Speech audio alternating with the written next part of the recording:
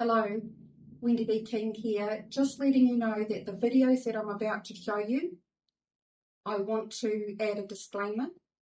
These are from my learnings, my life experience, and to help you understand what is going on.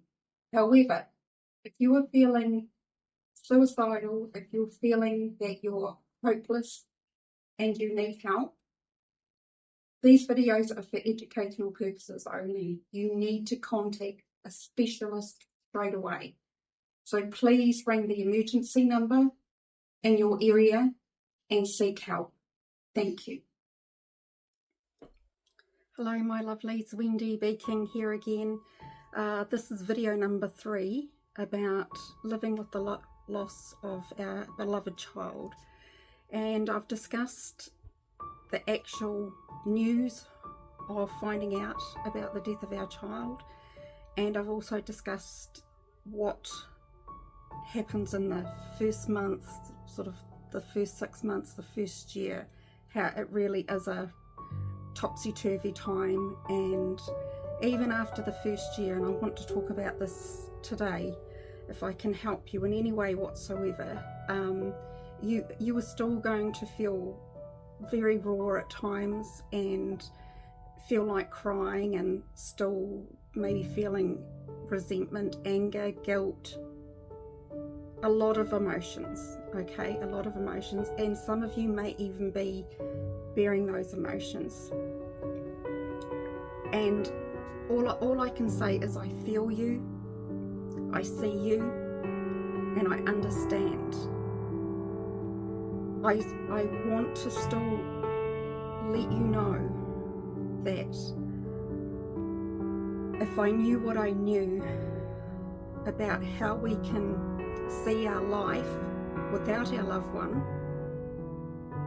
being physically here, and I had the tools and strategies to still live a purposeful life and still feel happy, I wish someone could have helped me. So this video today is about letting you think about something, okay? And the biggest gift I could really give you, and before I say what that is your loved one was a gift, is a gift. And I know how much that means. And that's why it hurts so much. A friend of mine said to me, Wendy, the definition of grief is love. We know where it's got nowhere to go, because you do have all this love. But here's the gift. It's facing the reality that we have to let go of how our life should have been. Letting go of what our dreams were, how we had it planned in our mind, because that is what's going to be keeping us stuck. And I want to share why we do this. You know, when we're growing up through life as a child, we read books on Cinderella, Snow White and the Seven Dwarfs, we see rom-coms, we see things on TV where, you know, you grow up in this lovely house and you meet a childhood friend, and then you go to high school and you fall in love with maybe your future partner, and you get engaged, and then you go to college, high school, you know, you get married, you have babies, and you grow old together and have grandchildren. And that's how we've had it, we've had the seed in our head at such an early age.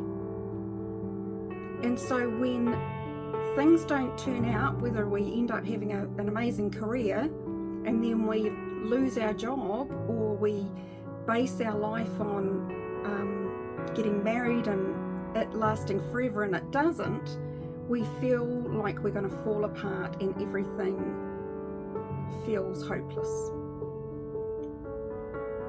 And I know what it feels like to feel hopeless. It's like one breath away from, why am I here? And with my coaching, especially in the studying of NLP, and for some of you who don't know what that is, it's called neuro-linguistic programming. And what that means is that the neuro means neurological, linguistic is about the way we communicate, and P is programming. So whether we realize it or not, right from where we are born, we're literally programmed by our parents, by our environment, by our surroundings about who we are, what life means, from what we see, hear, feel, and all our senses. And so if we base our life on something outside of us making us happy and it fails, it hurts so much and we feel like a failure, and we go, why me, and what next, and what does my look like from here? And we can literally freak out and have a breakdown. And that's what happened to me about 4 years ago. I literally had a breakdown to have a breakthrough. And I knew that at the end of the day, I could not have people making me happy. I was basing my life on my children making me happy. When I realised it was the wrong way around. My children are there to enhance my life. My partner is there to enhance my life. My job is there to enhance my life. It is not who I am. And we learn that too if we are brought up in a codependent household, where you are modelled and we're taught that the other person needs you to survive, or needs you to act or be a certain way for you to be loved or accepted. Did you hear that? That we can be taught that we are responsible for other people's feelings and how they feel, and then we go on to do that we rely on other people's behaviour or acceptance to make us feel happy or sad. So when people don't meet our expectations, or life doesn't meet our expectations, we are so unhappy. So I can hear you saying, so Wendy, what do I do? What do I do? Okay.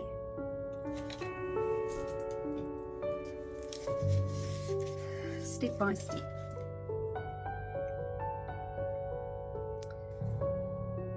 We are responsible for the decisions we make in our life and the consequences. And one of the things about the way I teach people how to go and move forward is a new perspective in life, and ask you a lot of questions to get to the root of who you are. Who are you, beautiful one? To stop pretending. And that's one of the things I had to do, was stop pretending I had my shit together and that everything was all right when it wasn't. But you say, but if somebody saw the real me, I would get made fun of because that's happened in the past. Wow, that's the one thing I help you learn and not worry about. It's amazing. Going back to the way we feel about the love of our child that has died.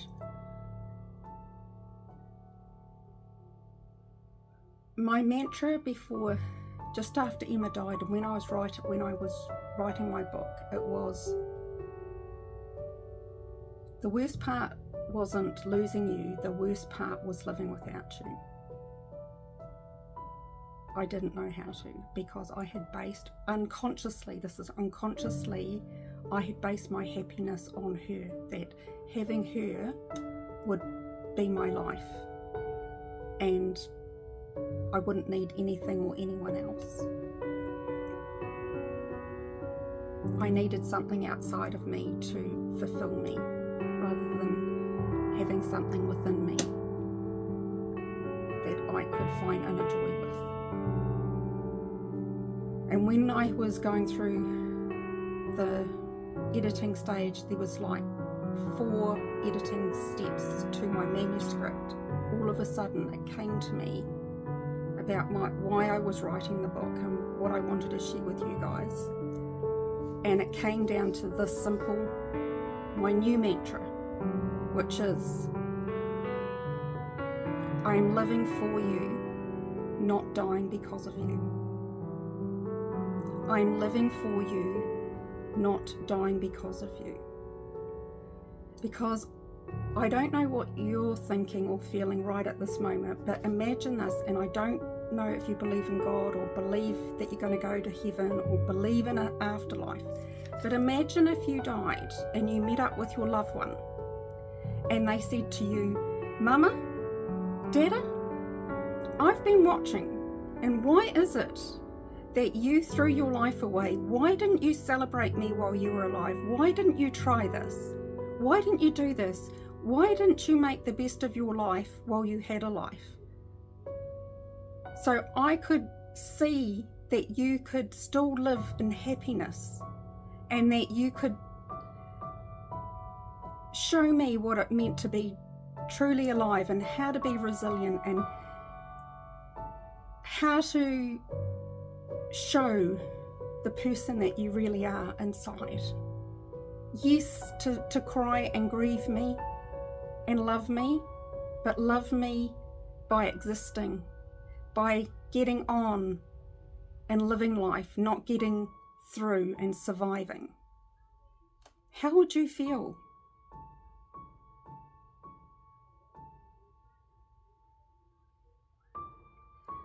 It's a lot to take in, I know. But I want to share a little thought from Eric Butterworth in my book, and it's a saying, don't go through life, grow through life. Everything in our life is there to teach us about us, about ourselves. How does this make me a better person?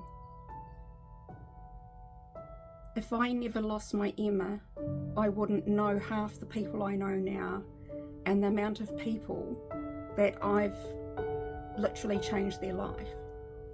The number of people who I've coached that haven't even lost a child, but they've gone through some really challenging situations in their life, were this close to ending it, and now they feel so full of their potential and know and love who they are, not who they are supposed to be. Because we're not taught how to be.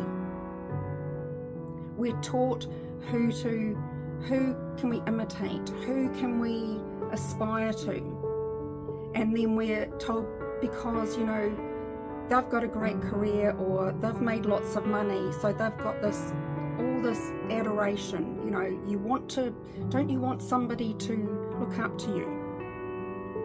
Which along the way, it's a great goal to have, but along the way we can lose ourselves and actually forget and not even realize the gifts, the special gifts we have within us. So I help you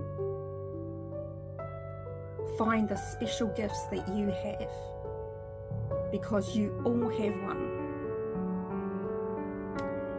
But when we have been hurt so badly, whether in childhood, and I'm going to say this to you as well, that every adult that I've met, whether it's a man or a woman, we all have this wounded inner child within us. We look like adults, we talk like adults, but inside is this child within who's going, I don't feel lovable, I don't feel good enough, because the voices or the sayings you heard growing up, you have made a link with, and you have made that your identity. And we need to switch that out. So there's a lot of healing to do as well. And I'm designing this program that's going to be released soon, called Freedom to Be You. And it encapsulates the 4 things that we need to know. But separate from that, I also want to create a group especially for parents who have lost a child. And it doesn't matter if it's, the child was stillborn, or if it lived for a day, or the child lived for a couple of weeks, or you lost your child when they were a teenager, at war, later on in life. That feeling, it's just such a natural feeling for a parent to lose their child. The child is not supposed to die in our head, in our body, before us. So how do we live a life where we can feel that we can have a quality of life without feeling guilty and without feeling like we're dragging our backside around? We can do it. So I want to set this group up that you can Zoom in on. It will be virtual. I would eventually, my dream is to reach as many people and be able to travel and inspire so many people that are hurting, you don't need to hurt, okay? But I love this quote also from Iyanla Vanzant, who said, until you heal the wounds of your past, you will continue to bleed. The wounds will bleed through and stain your life through alcohol, through drugs, through sex, to overworking. You have to have the courage to pull out the wound and begin to heal yourself. So if you want more inspiration and you would like to know more about how to not crawl through life or get through life, but to live life, connect with me. I will leave my details below, and I hope to see you in one of my Zoom meetings or along my travels. Love you heaps, and if you've got any questions, I would love to hear from you. Love you. Bye.